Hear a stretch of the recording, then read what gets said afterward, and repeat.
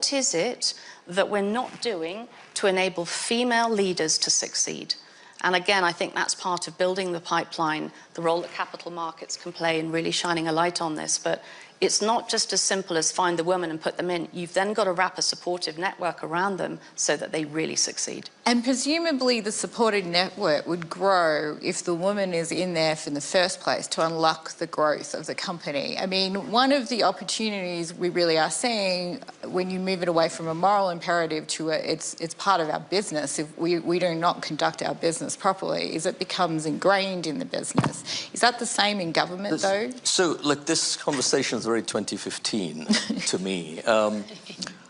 We have to look at the second order issues. We're still staying too high up, I think. And one of the problems that I think we need to confront is that there has been elements of tokenism and virtue signaling in the way we've approached this. 2020, on the eve of Davos, I wrote an op-ed over here. The title was, "Why Too Much Virtue Signaling Might Hamper Stakeholder Capitalism." And if you look at, so for example, the percentage of women on boards, which, by the way, I think the 30% club in the UK was a huge achievement without regulations, entirely done voluntarily. Right. Then it went from 30 to 40 to, I don't know what the percentage is right now. And I looked at what is the percentage of women in the C-suite, in the executive. And then I looked at the gap between the board and the exco. You could, in fact, create a virtue signaling index around the world. And the countries with the widest gap are the ones that you could argue they've tried to parachute in people from the top, as opposed to really build an inclusive culture from the bottom. So if you look at Singapore or Thailand and some countries in Asia, they don't have as many women on boards, but you can see a very rapid ascent through the ranks in the executive sessions, the executive rooms, whereas in a place like Canada, it's exactly the other way around. So we need to ponder and really have a think about the extent to which capital markets, some of the ESG scores are very reductionist. They look for a single score. And then within organizations, it becomes adopted by HR and compliance as a compliance issue, and all of a sudden you've defenestrated the manager who could have perhaps taken ownership of something like this. So we really need to look at that second order effect and see what's going on. Coming to Bangladesh and to government now, there is a role for government to signal very clearly that we want the gender lens or inclusion lens to permeate through some of the major processes of government. So for example, I think we and others do, when the budgeting exercise takes place across ministries, there is a horizontal look to see what the gender lens is of that budget. The reforms initiative that the interim government is doing in Bangladesh right now, there's a specific commission that's looking at parliament, constitution, elections. There is one on women's affairs that cuts across horizontally to make sure that the gender lens is represented over there. So you really need several turns of the flywheel at a systemic level. But I think the difference between 2015 and 2025 has to be, we've got to get into the weeds and the second order effects. Well, that virtue signalling has already come up on a panel earlier today. The former US ambassador to the UN, Nikki Haley, made it very clear that white men feel like they do not get the jobs that they deserve these days in the United States. And the question really has to be, is the rest of the world going to follow the US this way, or will they go their own way? I mean, are we going to see a sort of split where there is almost a sort of argument about wokeism or virtue signalling happening in the US, but over in the rest of the world we move forward, or are we in danger of losing momentum everywhere else as well? And I want to start with you with that one, Anna. Yes, so I think that's a very interesting question, and I also think this is an interesting observation, that are you building from the ground, which is probably a more sustainable solution to make sure that you're grooming and nurturing, and I do agree that women have a responsibility to help women. There was a time when I think women felt very intimidated to help women when there were so few women, and then it became kind of a very vicious cycle around that. So grooming from the beginning, sponsors, mentors, providing support during different times in one's career, and making sure that just because you do a lateral move for a couple of years doesn't mean you can't get back in. And that's where I think career planning and making sure we understand that it's kind of a two-way street. Organization, companies have to help. The staff member, the person themselves has to also sort of feel where do they want to go, and I find many women I mentor often sort of say, oh, I don't know, I'm not thinking about my career. And I always say, please do. I was in your shoes once, and I kind of said the same thing. And it was other people thinking of my career. And then I realized, actually, I have to think about my career. So I think that's a very good point.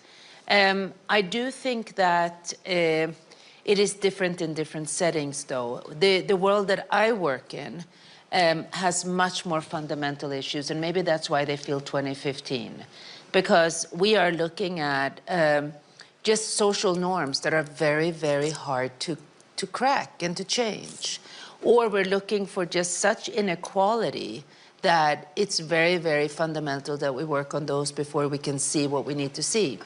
Under our gender strategy, there's a 6th focus area that we're still working on. And we haven't been able to exactly articulate what it's going to focus and be about. And it's actually to develop female leadership in the developing world. And I think this is very interesting because we're doing a lot of consultations around this and we're getting a lot of really interesting input. But it's clear that there's no one track that you can use. So I think we need to continue to focus on this. We need to always come back to the fact that it's not why, it's the how. And we need to keep learning from good examples, but also recognizing that different settings require also a little bit of understanding of local context, because if we lose that, I think you cannot just fly in solutions. I also find that's not helpful. But I think it's inspiring to hear companies or countries that say we didn't have to do much, it just happened. Well, why did it just happen? Because the evidence was there. All of a sudden, the decisions were better, profitability went up, shareholder value. What happened? How did that happen? And then you go back and look. So not a very straight answer, except to say, let's learn from each other and let's not abandon this topic. We will have to probably come back to it because it's not going to be fixed overnight. Oh, I look forward to next WEF. We do have time to ask some audience questions, so just an ask from our audience, if you have a question, to please raise your hand, and we can get those in.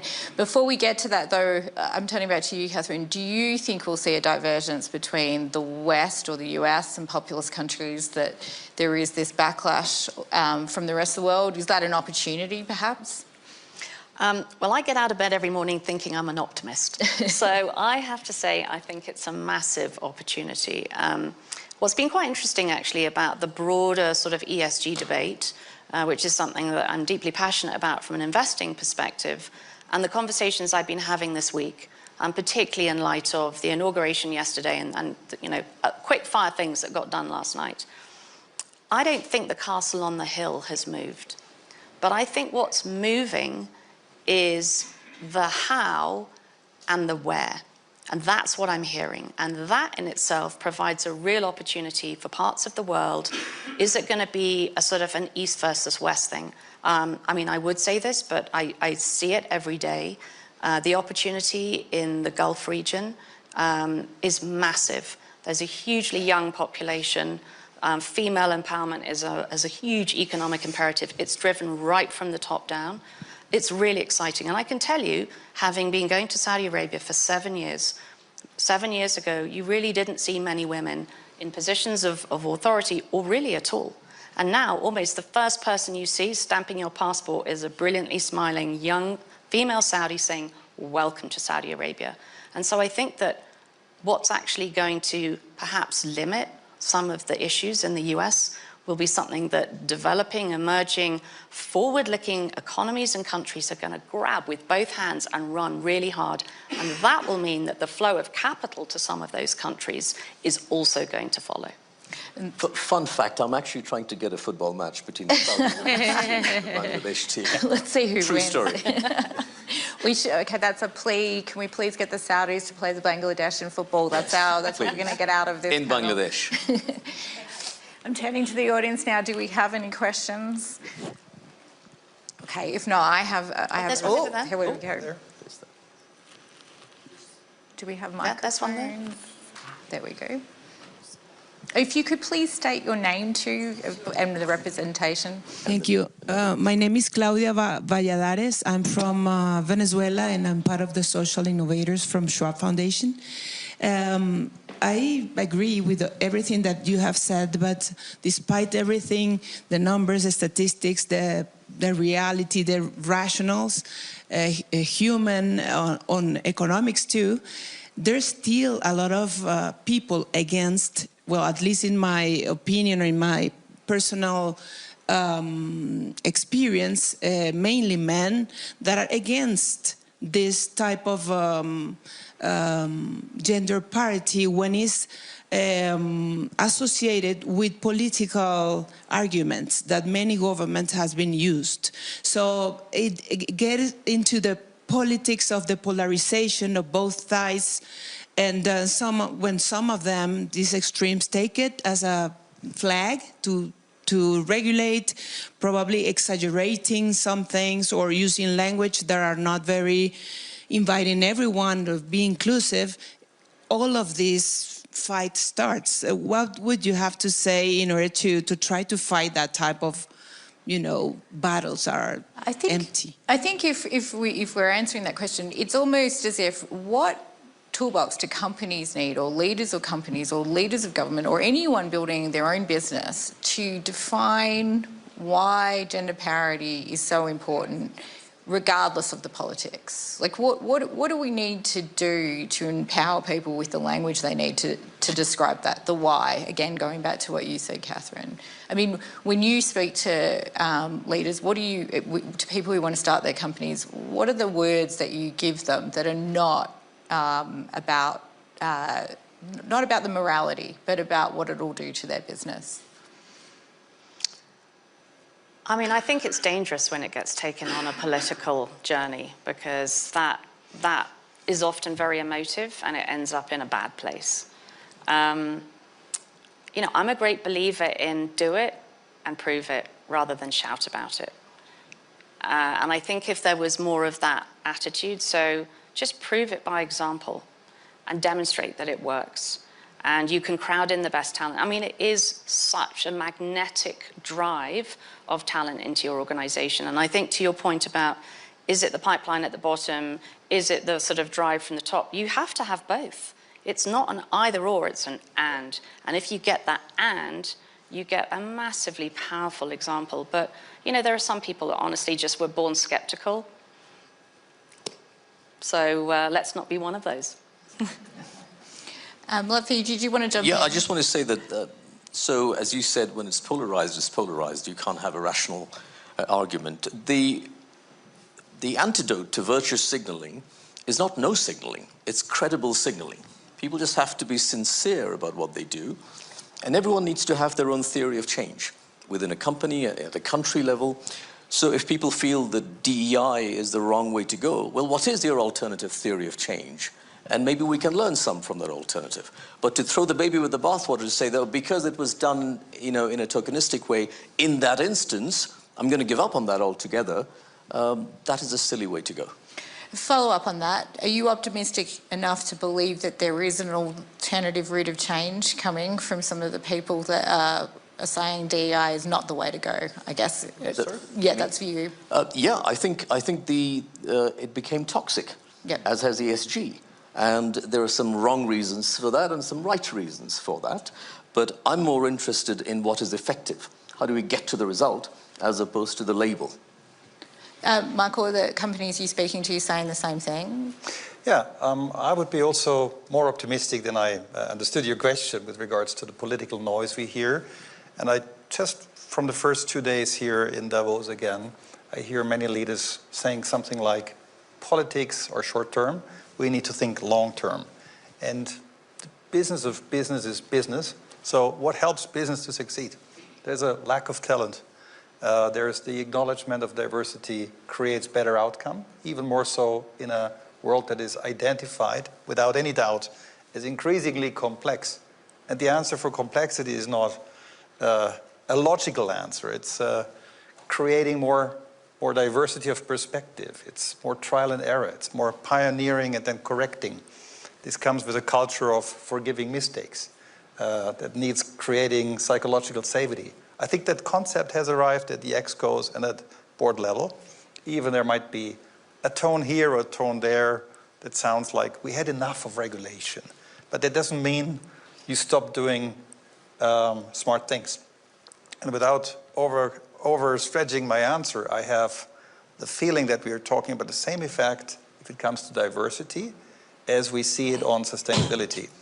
It's less so about being politically correct, but to do the right thing. To save energy is a cost factor. It's a competitive advantage. And the same is with diversity. You don't need loud commitments. You need to do the right things. And I think I heard a lot of leaders saying, come on, what we hear currently from a couple of governments and what there is the noise of some opportunistic anti-woke representatives here and there does not keep us away from doing, I repeat it, the right thing. We have a question here. Yeah, sure. Hi, Shanti here. I'm a Schwab social innovator like her. I just want to brainstorm with you here because of what I'm hearing. I want to bring, by the way, disability inclusion into this because I work on livelihoods for people with disability, and we've had women with disability becoming leaders, so that's great. What we've seen, we did some disruption. I mean, it just happened that we worked with blind women and made them medical tactile examiners doing breast cancer detection for women. Oh, wow. And I can't tell you, I'm getting goosebumps when I'm saying this. It became like a women's empowerment for the lady who's getting this done for two reasons. One is because that means you are important. Because when you are healthy, your family also, I mean, sometimes you're discarded otherwise, you know, like a waste, whatever, cloth. The second is, oh, if she can do this, what am I doing with my life? So I'm just wondering, I want to brainstorm.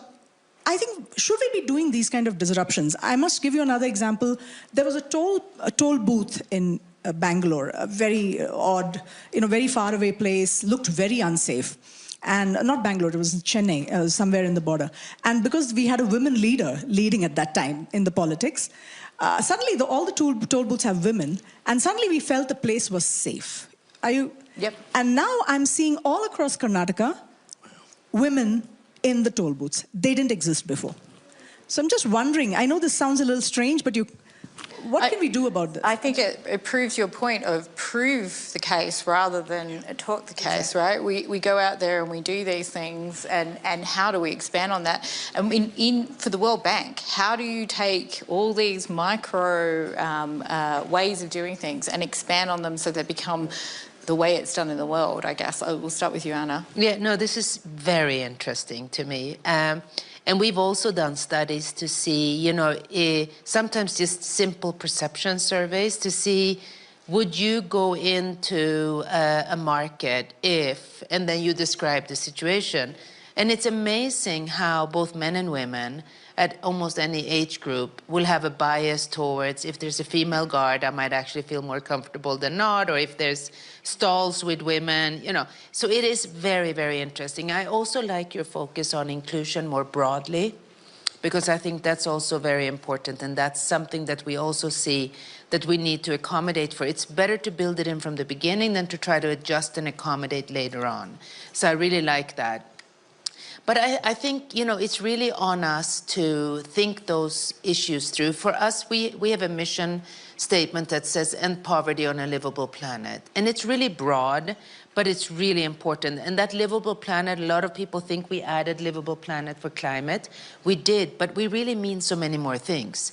It's being able to breathe clean air. That's a livable planet. It's being able to access basic services. That's a livable planet. So this issue of gender equality, inclusion, ensuring that people who have a disability have exactly the same opportunity is really important for us. Otherwise, we can't meet our mission. Now, that may sound a bit idealistic, but we are the World Bank Group, and we believe in development and inclusive development for all. So we're going to keep pushing it.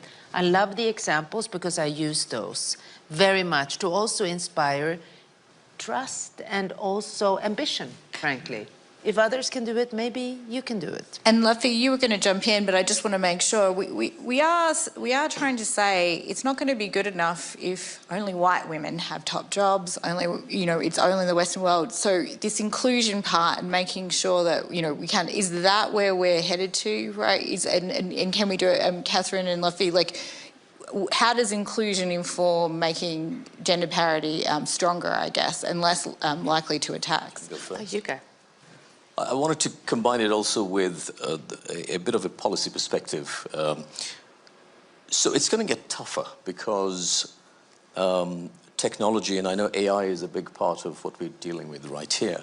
So if you take in Bangladesh, one of the success stories for gender empowerment was the ready-made garments industry. Women were working in there. And then you have now a phase where volumes and revenues multiply, but the number of workers remains stagnant overall and the number of women are down. There's been a defeminization of that workforce. And I don't know with AI if that's going to get exacerbated or not. So the policy challenge will only get worse. And I think we need to really combine this with the skills agenda and the funding agenda that's targeted at women. And I go back to, for example, the Grameen Bank and the microfinance project that Professor Yunus and others had worked on, which have clearly demonstrated that you get better household financing through women. That's great. And Catherine, just last word to you, because we have a very special guest who's going to come up onto the stage to give us some takeaways from this panel. So last word to you, Catherine, like how do we ensure inclusion is part of that equation? Well, I think actually I would segue straight to Celia because I think she's going to have the answer as to what we should do next. Yes. This is Celia from the World Economic Forum. So we walk away from this with things we can actually do for everyone in the room and watching right now. Thank you so much, Leela, and thank you so much to our panelists for this really, really engaging and enriching conversation. I think there are a few points that stand out here. First one is the economic gender gap is real, it's very big, and we're making very slow progress in terms of closing it. So any way that you cut the data, you'll find a gender gap, whether it's in labor force participation, informal employment, senior leadership, the pay gap, VC capital, wealth, all of it. In looking towards how to close this economic gap, yes, so we have to continue looking at what we can do in terms of the workforce, and so labor markets will stay important. But at the same time, we need to broaden the view as well to look at what can we do in terms of capital markets, and what can we do in terms of innovation ecosystems to make sure that women have a much richer opportunities in terms of economic participation. And as Lutfi was saying, we need to do all of this in, going beyond the tokenism and doing this in spaces where we can have real and sincere conversations about what works and what doesn't work. And as we said, I mean, the good thing is that all of this adds up to better growth. We talked about the reframe, and as the panelists said, I think the business case has been made many times, and in the gender space is often an argument. But I feel when it comes to, we're all looking for new ways of generating growth, of catalyzing new growth and getting better growth. And I feel like in those spaces, gender parity is not often offered as a solution. So maybe this is also something that we can take into other spaces, into the macro conversations. Now, at the World Economic Forum, we've launched the Global Gender Parity Sprint to 2030. So this is 5 years of acceleration towards gender parity, of course, on a multi-stakeholder platform with all the partners that we usually engage with. And in 2025, we will continue to tackle the traditional gaps in the workforce that have been long-standing, but we're also hoping to push out the frontier in terms of the gender parity in capital markets, looking at what does it look like to embed gender parity in the tech transition, what does it look like in the green transition.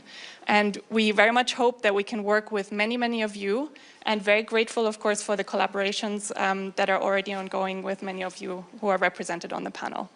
Thank you so much. Thanks so much, Celia.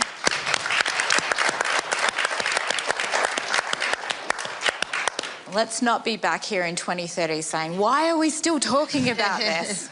Please not. Thanks so much. Thank you. Thank you. Thank you. Thank you. Thank you.